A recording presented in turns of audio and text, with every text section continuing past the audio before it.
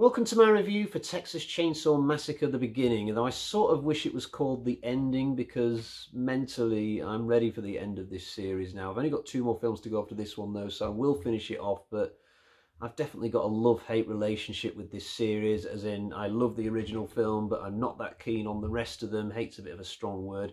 Things did pick up a little bit with the 2003 reboot. That was okay. I gave that 2.5 out of 5, but we're back in the doldrums again today with Texas Chainsaw The Beginning, because this is not a very good film and I've got lots of negatives to jump into. But before we do that, let me give you a very quick plot synopsis. This will take about 4 seconds because it's basically the same plot as in the previous film. A group of kids are driving through Hewitt country where Leatherface and his family live, and they break down and get stuck in this place because of reasons, and then for the rest of the film they're just ducking and diving, trying to stay alive. And I'll also mention that the film is directed by Jonathan Liebesman, who was only 30 years old when he did this, and he only had one previous credit to his name, Darkness Falls. That didn't review very well, so they didn't exactly spend the big bucks when it came to getting a director for this. So what are my big problems with this movie? Well, first and foremost, the fact that it's a prequel is a major problem, because going into this, I knew that all the bad guys had to survive so that they could be in the 2003 film. And once we get to that part of the story about a third of the way in, where we see the White House, it was in this moment that I realised the fates of all the good characters as well, i.e. they were going to die. Because clearly none of them could get out of this situation and tell the police, because if they did, then the police would stop the Hewitts being on this same territory for when the 2003 film begins. So with an hour of the runtime left, I knew exactly what was going to happen to the bad guys, i.e. no casualties, and exactly what was going to happen to the good guys. Dead, all of them. And this just killed all the tension in the movie. All the skirmishes that happen, all the close shaves, all the fights and stuff.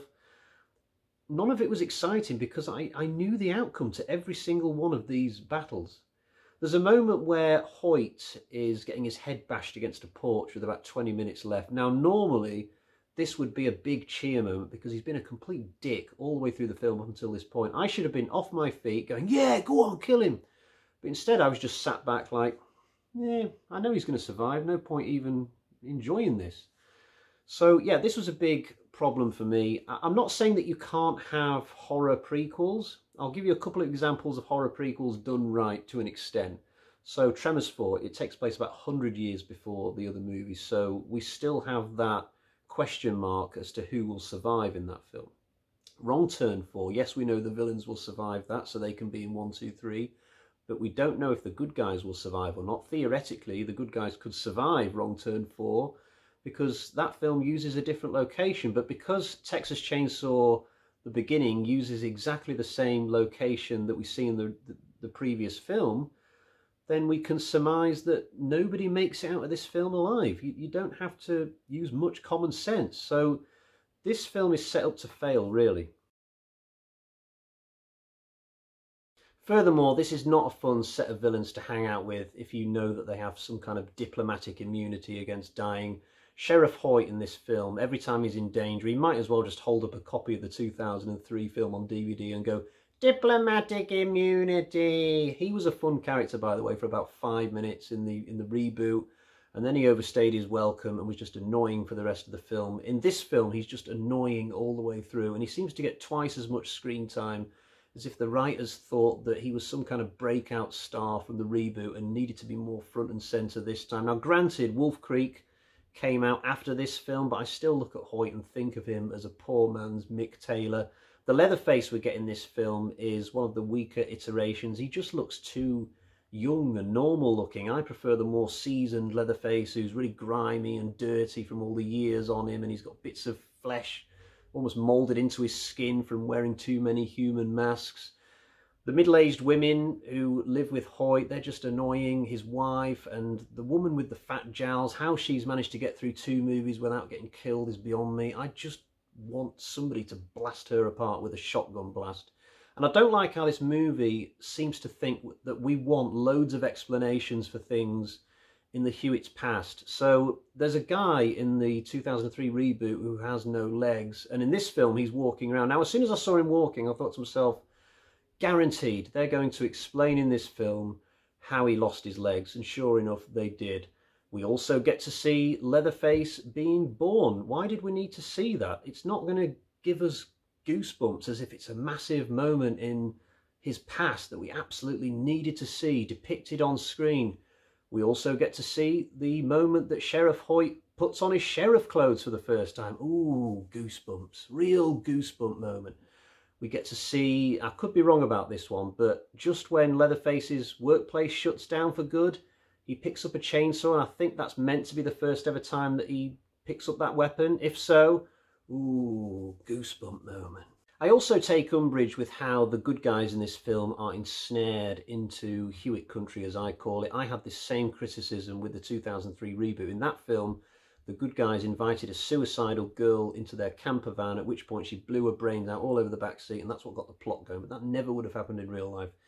In this film, the good guys are driving along what could be the same road, and then a woman on a motorbike carrying a sawn-off shotgun tries to rob them while the vehicles are in motion. What is this, Mad Max 2? I mean, has this ever happened to anybody whilst out driving in America and attempted stick-up by a woman on a motorbike? I mean, at this point, I kind of feel like they might as well just have the good guys stopped in their tracks by a grand piano falling out of the sky. At least that would be funny. Now, I've got one more criticism before we get into the positive. Yes, there are some positives. And my final complaint is that there are some interesting character setups with the male good guys in this film, which just don't go anywhere later on. So apparently the two guys are Vietnam kids. One of them's already done a tour, and his brother or his best mate is about to do his first tour. So I'm thinking to myself at the start of this film, okay, these are really tough kids potentially. They could give the Hewitts a good run for their money, but once we get into the main action, they turn out to just be the same wimpy, helpless kids that you would get in any horror film. They can hardly throw a punch in anger, and you might as well have just had college kids in their place for all the good they do. I mean, at the start of the film, the dark-haired lad is in a swimming pool with a knife in his mouth, I think. He's practicing for when he's eventually in Vietnam, you know, crawling through the marshy swamps, trying to stay quiet from the Viet Cong. Now, this could have paid off nicely later on in the film if he'd have had to have sort of gone under the floorboards of the Hewitt house with a knife in his mouth, being really quiet, and then at the end of it, he could have killed somebody, well, wounded somebody, you know, diplomatic immunity. But they just don't use the Vietnam stuff as a payoff for later. You know, that characterization in the first act just goes nowhere.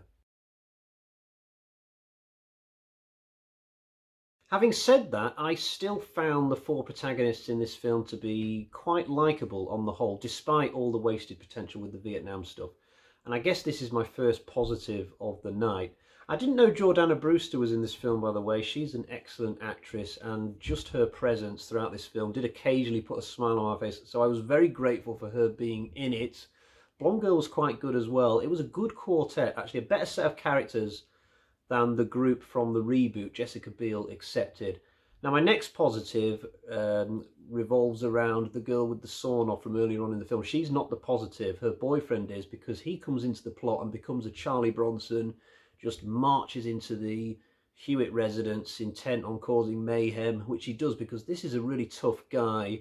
And you can tell that Hoyt and Leatherface are having to break sweat a little to take him down, which is pleasing to see. And even though we know that this guy is going to get killed, his death is probably the best kill in the movie. So I was alert and enjoying this particular segment, as short-lived as it was. And I guess my final positive would just be that the look of the film is pretty slick and professional. The cinematography is pretty nice to look at. It's certainly a better looking film than the kind of made-for-TV feel that a lot of the earlier sequels had, but literally that's all I've got. So to move into my concluding thoughts, you will not be surprised to learn that I am not a fan overall of this movie, and I will definitely be adding it to my long list of Texas Chainsaw films that I don't like. Funnily enough, before I started recording this video, I just quickly checked the plot on Wikipedia to see if there was anything that maybe I should talk about that I might have forgotten about, because it's been a few nights since I watched the film. But what struck me is that it's a real roller coaster ride of a story. I mean, there's lots of instances with the characters escaping and then getting caught again. There's different characters doing things on different parts of the Hewitt compound at the same time, etc., etc. There's quite a lot of plot here, but it's just not enthralling, any of it. It's really forgettable because there's no tension. We know how it's going to end, as I was talking about at the start of the video.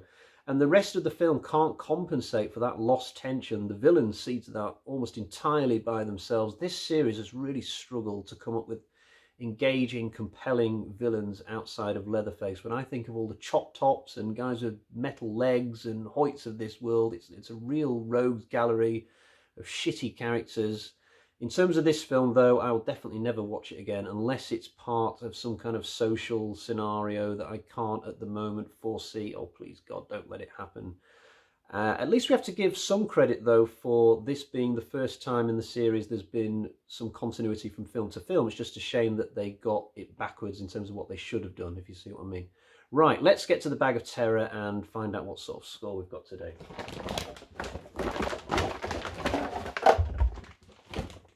So we've got 1.5. That's it. 1.5 bloody axes for Texas Chainsaw Massacre at the beginning. I'll be back soon with a review for Texas Chainsaw Massacre 3D. Until next time, cheerio, bye-bye.